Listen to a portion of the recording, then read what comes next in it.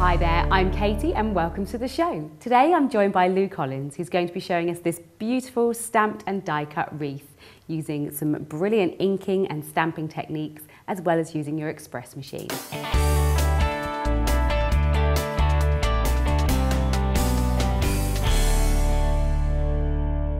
Hi Lou, welcome along today. Hi Katie. So we're going to be making your beautiful wreath, aren't we? Yes, I'm going to be making the base with circle dies. Fantastic. And then using the poinsettia dies for the top. Wonderful. Right, let's get started. Okay, so using these large nesting dies and an A4 sheet of texture cardstock. Wonderful. I'll just pop this on here.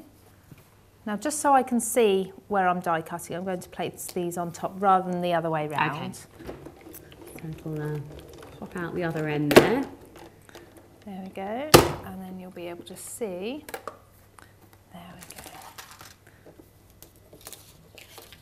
So that piece is scrap. This centre piece we don't actually need. It's this ring that we're interested in. Brilliant. This is your base, and I know it looks flimsy, but once you add all the pieces to it, it really adds some strength in.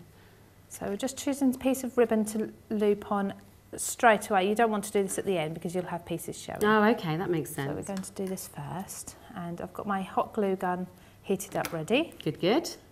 You can do this with something like a PVA glue, but it will take a lot longer to dry, and because then you have to sit and wait for it. No, we don't want to do that. No. A little blob of glue So there. there's just one little blob there which secures your loop. Right. And then we're going to pop this. I'm popping it on the front because the front will be covered, and then you won't see it from the back. Got ya. So a piece of glue. Because these sort of loops are the things you always put on at the end, don't you? Then you can always see Usually, them. So that's yeah. a really So good this tip. way we're covering it up. So that will be your front, and the back it's concealed. Beautiful. Okay, so for the decoration, I'm going to be using green card for the leaves. Okay, should we bring this in a little bit? Yeah, pop that across. Okay, pop in there. And then red card. What I've actually done with mine, which I've pre-cut a lot of them already for you, is use different tones of reds and greens to really get the depth in there. That's a lovely idea. So I'll just show you how simply these cut out. And this is the Paper Mania capsule cardstock, isn't it? It's got this lovely texture to it. Yes, it has. So because we've got such a big cutting plate, we can do both of these at the same time. Oh, that's good. And with my Express, I could fold over the cardstock and cut 2 layers at once as well. That is handy. So you, although obviously, like you said, you're using a lot of flowers on this, aren't you? You can cut loads at once. Yeah, so each flower I've double layered, so you need quite a bit of cardstock. There we go. Yeah. We'll pop these out. And even the intricate bit in the centre is and you actually get a really nice, just a little bit of like a beveled edge, don't you, where the die edge is sort of pushed into the card a little bit, which all adds to the detail. So we need to cut quite a few of these out, so I'll get those prepared. Okay. I've cut 6 of the large leaves. Lovely. I've also cut 6 of the smaller leaves. And I've cut 12 of the flowers. Lovely. And like I said before, there's lots of different tones of reds and greens in there. And these are the poinsettias, aren't they? The classic Christmassy flower. They are, they're beautiful. Now what I've done is these are glued together ready to show you. Oh, I see. These ones, I've double layered them and popped one of the yellow centres in. Okay. But really simple with a bit of hot glue, just dabbed in the middle because we want these petals around the outside to lift up. So what I've done is I've staggered them so you don't get any gaps in the petals. Oh, that's nice. Right, so first of all we're going to layer on our leaves. Now I like to put these alternating in colour and all facing the same way. Okay. It just gives it that movement. Good stuff. So you're not putting them dead on straight, you want them to poke out slightly to each side. So a diagonal line across each leaf. Next is to pop your flowers on. Again, alternate the colours. You're going to cover up the ribbon at the top there. Splendid. Well, these ones I'm just going to stick out randomly. I want to alternate the colours again. Oh, I see. Where you've got a dark one underneath, you're going to pop a paler one on top. Oh, that looks great. Some will be going towards the centre and some will be going to the outside. It just makes the wreath look fuller. Yeah, it's really lovely. So already it's come together. You could just use it as it is. Yeah, definitely. But next I want that snowy effect we've made on there. It's really simple. Let's take, this is just a tray for collecting my embossing powder in. I'll put that to your side. I'm just going to brush over parts. I'm not judging where this goes at all. Okay.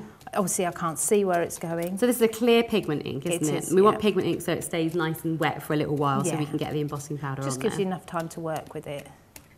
Because once you put the powder on, you can still brush off any bits you really don't like on there. So if you get too much on, too much sticking, so what I like to do is give it a good tap. Can you see some bits? Yeah, that's lovely. And this seafoam white does melt whiter than it looks as a powder. I'm going to heat this up. Get rid of those, okay. This will also, any bits of hot glue you've got, any stringy bits, this will also help them coil into themselves. Oh, okay, that's clever. And that will sort of get rid of those as well. There we go. Now once you've heated it, you need to be ever so careful because your hot glue will have melted slightly. Okay. So give it a moment to rest and make sure you're not sticking to your mat. While you're doing that, you can be stamping and embossing the other bits. Okay, brilliant. So what I've used is some of this white textured cardstock. Now I love these because in the capsule collection you only get one sheet of white, and I use white all the time. So I've got a few of these pads at home of both white and black.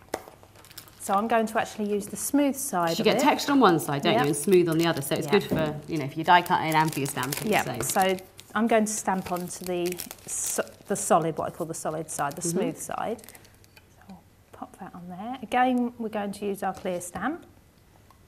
Clear ink pad, sorry. Clear ink pad. And a clear stamp. And a clear stamp. Okay, now I don't rock the stamp. I put it down level and then press with my finger over the design. There we go.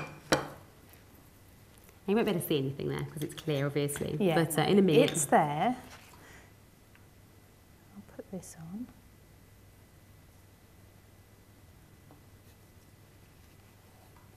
And I'm just going to pour this back in.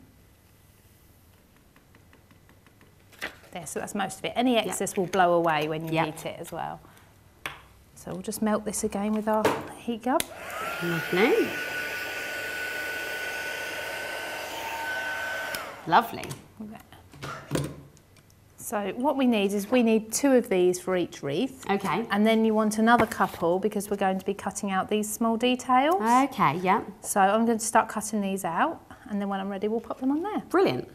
You're just leaving a little border there, aren't you, around? Yeah. It needs to be right up next to it. I'm using my knife. You could use scissors, but I find my knife easier.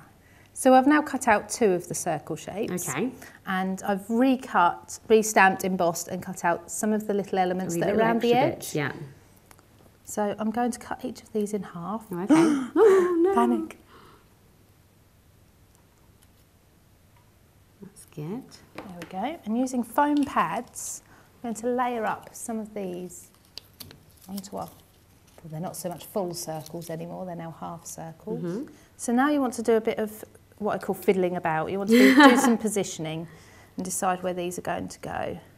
So you might want to tuck them under your flowers, on top of them. Oh, I see. Just so we're hiding the little ends there. Yeah, you just need the ends to tuck in somewhere. There we go. Oh, so all the ends are concealed.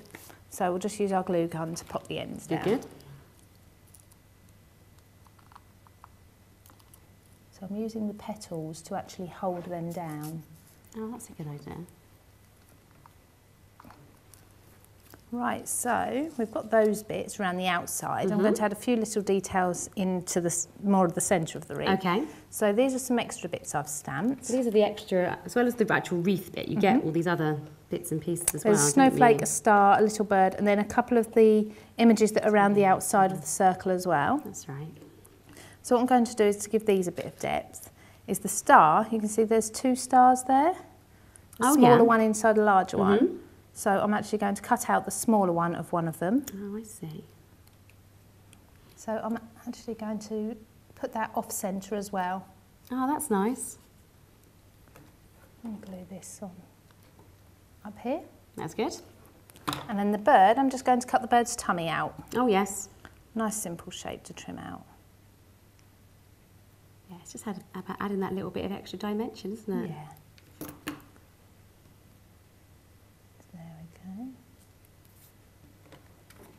Very cute.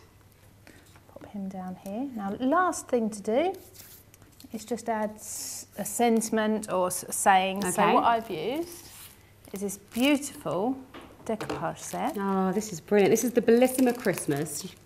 And it's all the wonderful sort of style of Bellissima that we've had in the past. And this is the Christmas version, so beautiful birds and presents and so on. It's very delicate, isn't it? It's lovely. Beautiful colours. But what I've done, instead of using this large circle for the decoupage, I've actually popped out this smaller one.